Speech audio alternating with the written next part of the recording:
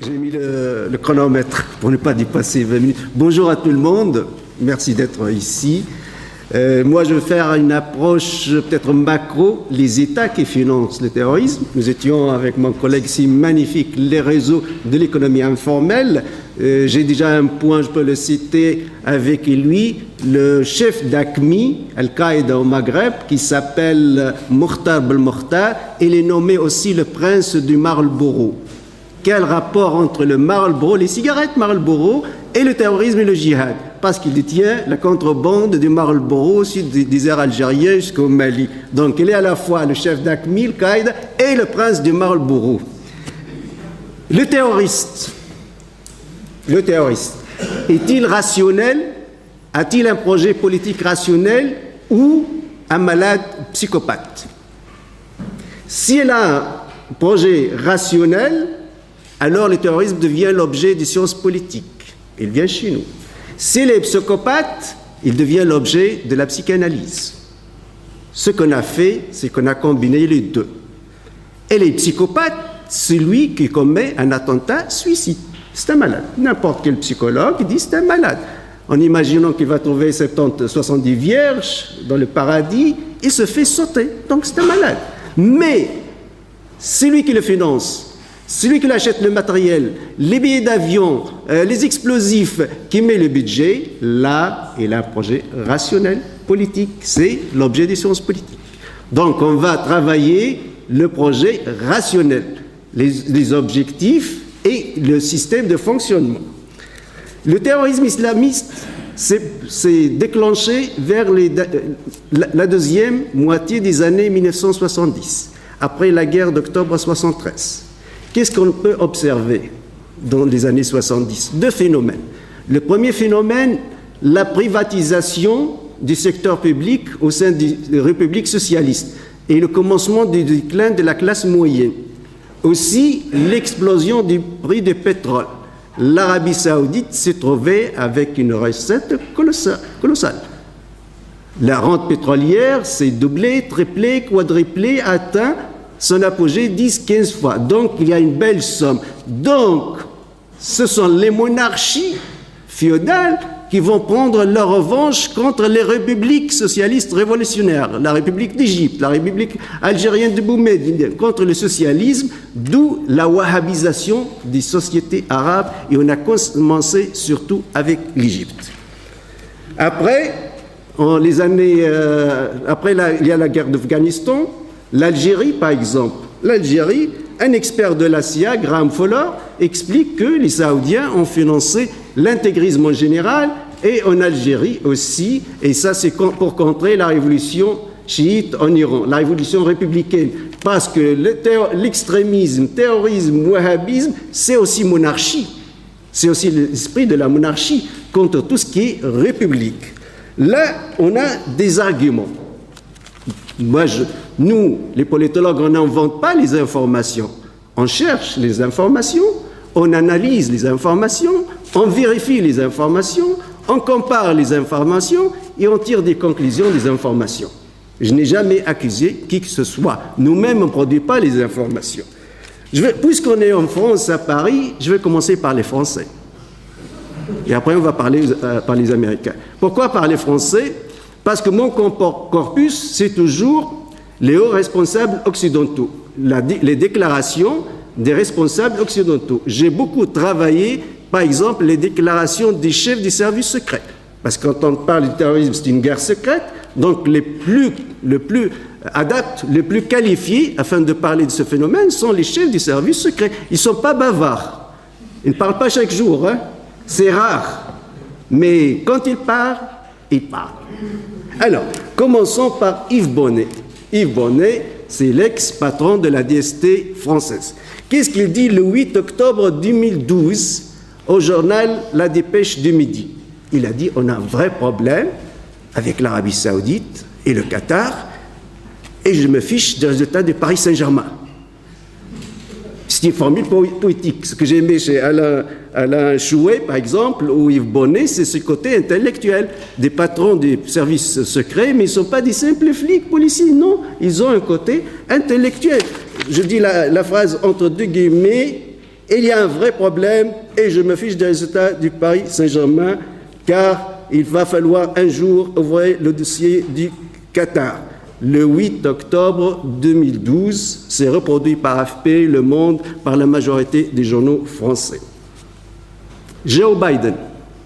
Joe Biden, c'est le vice-président américain. C'est le numéro 2. J'ai la vidéo ici, j'ai demandé un projecteur, il n'y a pas un projecteur malheureusement, sinon on regarde ensemble. Joe Biden, le numéro 2. Hein?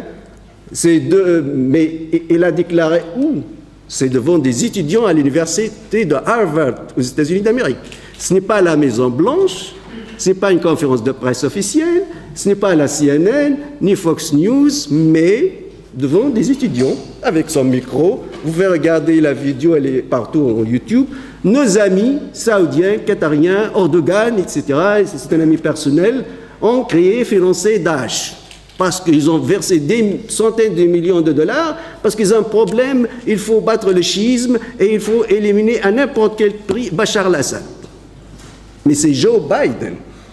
Ce n'est pas une déclaration d'un jeune activiste, essayiste, extrême gauche, extrême droite, isolé dans son coin. Non, c'est Joe Biden, c'est le numéro 2. Mais il a dit devant qui? Devant des étudiants, comme vous, la salle était petite, devant des étudiants avec son micro. Revenons aussi en français, Bernard Squarcini, ancien patron des renseignements antérieurs français, il a publié un magnifique bouquin, il faut le lire. Il accuse ouvertement l'Arabie Saoudite de financer, pas la guerre en Syrie, on le sait, mais la guerre en Algérie, les années 90. J'ai mon amie, la directrice du journal Al-Fajr, le quotidien Al-Fajr, Hadda Hazam, c'est une amie. C'était dans une réunion, elle a dit à l'ambassadeur saoudien, vous avez financé le terrorisme pendant les années 90. Nous savons bien que on appelle ça la presse de pétrodollars, est toujours anti-républicain. Vise toujours l'Égypte, la Syrie, l'Irak et l'Algérie, les républiques révolutionnaires des années 60. Donc, le livre de Bernard Squarcini est en vente, et ce n'est pas n'importe qui. Comme vous voyez, chaque fois, je cherche des témoignages des hauts responsables des services renseignements qui s'occupent techniquement, pas politiquement, pas idéologiquement, mais qui s'occupent techniquement du thème du terrorisme. En Tunisie, Lotfi Ben Jeddou, ministre de l'Intérieur tunisien, il a déclaré au journal algérien Al-Khabar, j'ai toujours les footnotes, hein, c'est le Khabar, un grand quotidien, le tirage c'est 500 000 exemplaires par jour, hein, c'est presque plus que Le Monde par jour, le 29 novembre 2014. La manchette, des hommes d'affaires financent le terrorisme en Tunisie. C'est avec lui qu'on commence à freiner l'invasion wahhabite. Il a expulsé 8 prêcheurs wahhabites de l'aéroport Tunis-Carthage. Non, on ne veut pas de votre islam wahhabite, on a notre islam malikite, sunnite, soufi, qui prêche la paix. Nous savons bien, puisque je suis tunisien aussi, et suisse, nous savons bien qu'il y a 6 000 Tunisiens environ entre la Syrie et l'Irak, notamment en Syrie. Qui a amené ces 6 000 Tunisiens en Irak, en Syrie? Qui a payé les billets d'avion? Qui a donné 5 000 $ au prêcheur qui a rationnel, qui a endoctriné un jeune malade, psychopathe, puisqu'il va commettre un attentat suicide, et qui a payé le billet d'avion, et qui a payé les hôtels à Istanbul et à Ankara, et qui a payé la 4x4 pour aller jusqu'à là, et qui lui donne un salaire. Les terroristes de Daesh, ils gagnent entre 600 et 1000 $ par mois. Le soldat syrien, 30 $. Donc, qui finance?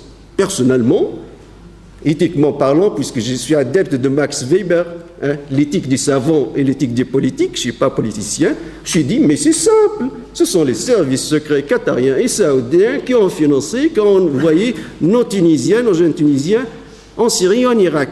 Et j'ai dit ça à la télévision nationale, étatique, publique, et dans notre chaîne de télévision, parce qu'après la révolution tunisienne, on a une liberté d'expression extraordinaire. L'État ne contrôle plus l'information. On raconte tout ce qu'on veut. Hein. S'il y a la justice, s'il y a un problème. Évidemment, souvent, je n'argumente pas que les gouvernements syriens et irakiens accusent souvent ces deux pays de financer leur terrorisme. Puisque je dis, bon, tout le monde est impliqué, souvent, je cite les Occidentaux. Les centres de recherche académiques aussi, à titre d'exemple, sont plusieurs les centres de recherche crédibles qui visent ces deux pays exactement de financer le terrorisme. Par exemple, l'Institut de Washington a fait une grande étude comment le Qatar et les hommes d'affaires financent le terrorisme dans le monde arabe et l'extrémisme. Et il y a aussi, parce que le terrorisme pour moi, ce n'est pas uniquement action, c'est aussi le discours. Il faut le savoir. J'ai des discours, j'ai fait l'analyse du discours des prêcheurs saoudiens disent détestez les juifs, les chrétiens, les soufis, parce que je suis d'une famille soufie, là, de grands-pères, les chiites, les socialistes, les nationalistes, ils sont tous des mécréants. Détestez-les et faites la guerre sainte et le djihad contre eux. C'est un discours officiel, on l'écoute à la Mecque avec le prêcheur officiel wahhabite d'État. Et on a presque 150 chaînes de télévision arabes sur le Nilesat qui prêchent ce discours d'haine, qui finance la revue américaine Forbes, qui s'occupe des fortunes et des meilleurs salaires du monde. Il dit que dans le monde arabe, le meilleur salaire, c'est être un prêcheur wahhabite. Et c'est des noms. Amr Khalid gagne entre 2 et 4 millions de dollars par année. L'Arifi, 3 et 4 millions de dollars par année.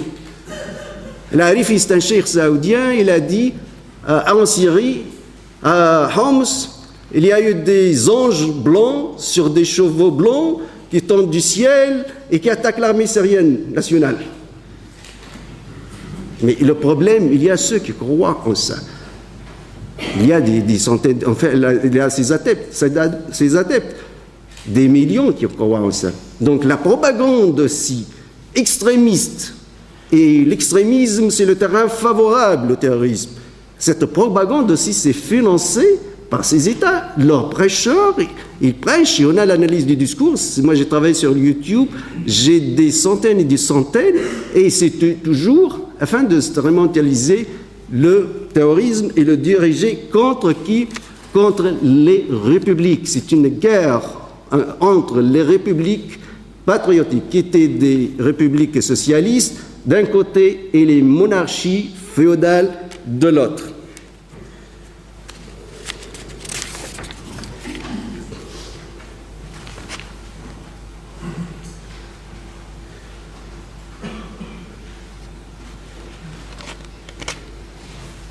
Et ce n'est pas facile de médiatiser ces paroles. Donc on a des arguments qui viennent des hauts responsables. Le problème éthique qui se pose avec Joe Biden ou avec Yves Bonnet, etc., c'est vrai. Par exemple, Yves Bonnet, l'AFP, ça veut dire l'agence française de presse, ça a repris la dépêche, c'était partout, je l'ai vu dans plusieurs journaux. Mais ce qui me dérange personnellement, quand je zappe à 8 heures, je ne vois pas ces déclarations à la une. CNN, TF1, France 2, finalement on a su, on a compris ce qui se passe dans le monde. Voilà qui finance Daesh, Joe Biden, c'est le numéro 2, Yves Bonnet, l'ex-patron de la DST, etc. Donc, c'était dit, mais d'une manière timide au plan médiatique. Ce n'est pas largement médiatisé. Pour moi, l'information médiatisée, celle qui passe à 20 heures au début.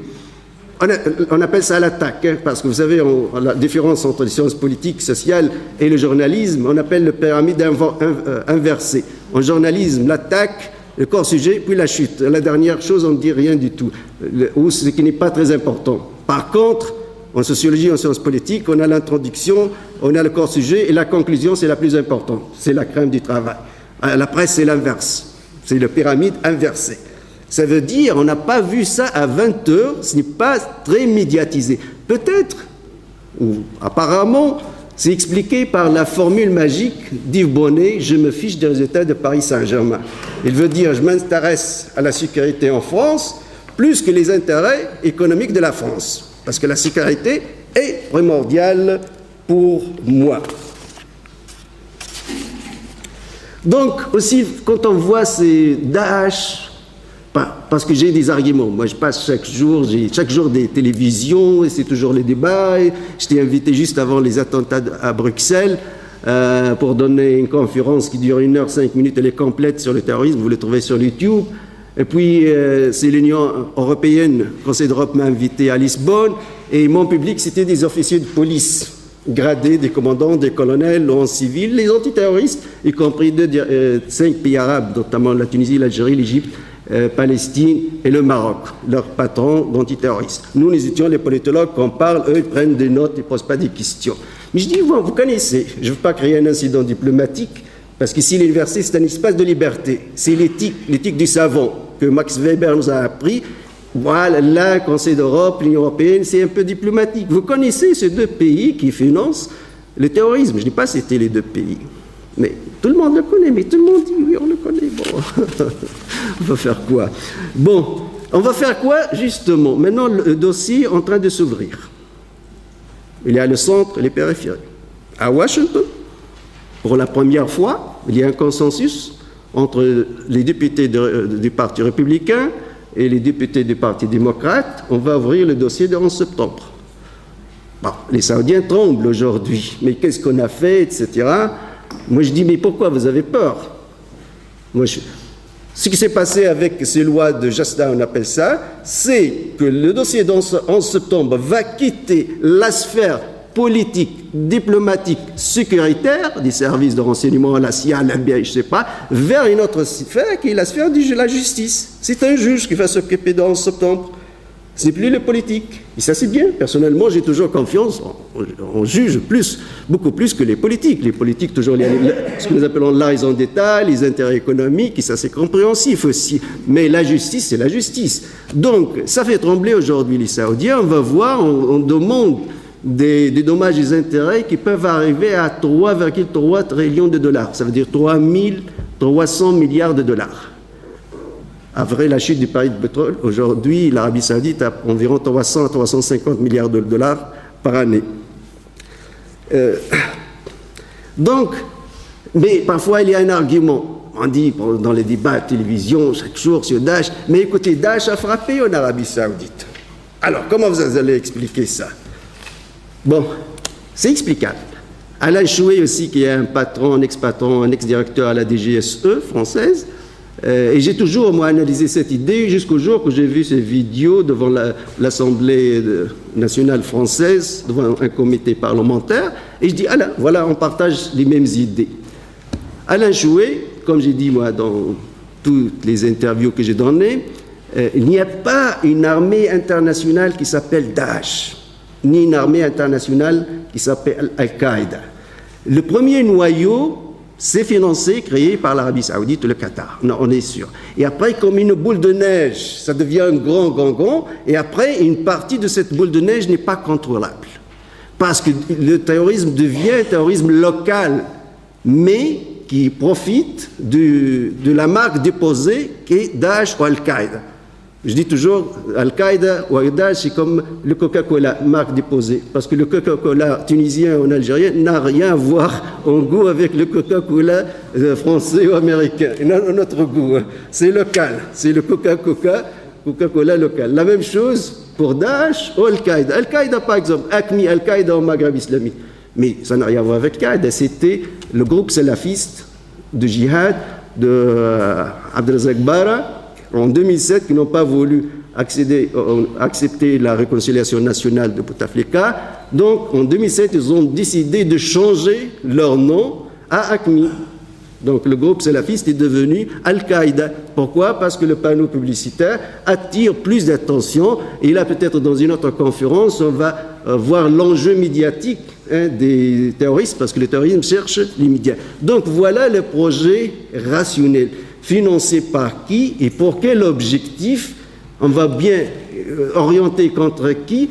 Et c'est argumenté par des hauts responsables. Une fois à Bruxelles, une dame belge, elle m'a dit, alors, bravo, mais dites, tout ça c'est vérifiable, ça veut dire aucune information que je viens de dire n'est fausse, c'est vérifiable. Alors qu'est-ce qu'on doit faire? Je dis non, c'est pas mon rôle de vous orienter, je suis pas activiste politique en Belgique, c'est à vous. C'est à vous, vous êtes l'opinion publique, c'est à vous. Je dis toujours, je me fiche des résultats de Paris Saint-Germain. C'est ça la formule magique. Et merci.